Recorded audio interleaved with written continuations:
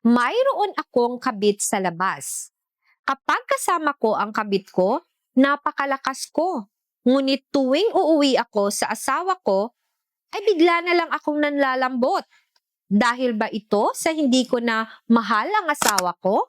Ano ang katotohanan sa likod ng mga kalalakihang madalas gumala sa labas?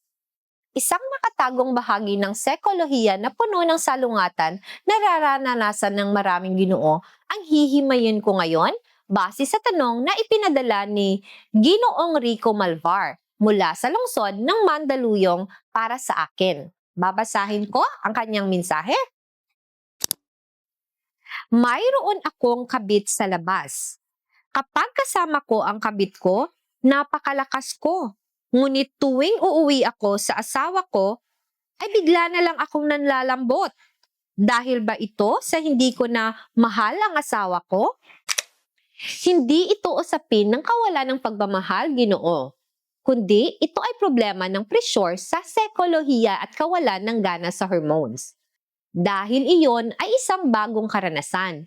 Wala kang pressure na tumugon. Walang pasanin ng responsibilidad. Kaya, palagay ang iyong loob at mas maayos ang sirkulasyon ng dugo.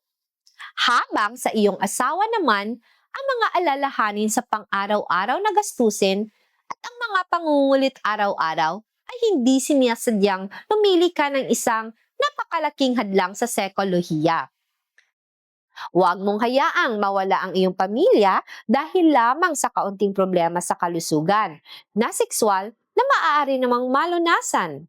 Magmensahe na agad sa akin upang mabigyan ng payo sa proseso na tutulong sa inyo na muli makuha ang kalamangan sa sariling tahanan, naganap na pribado at libre.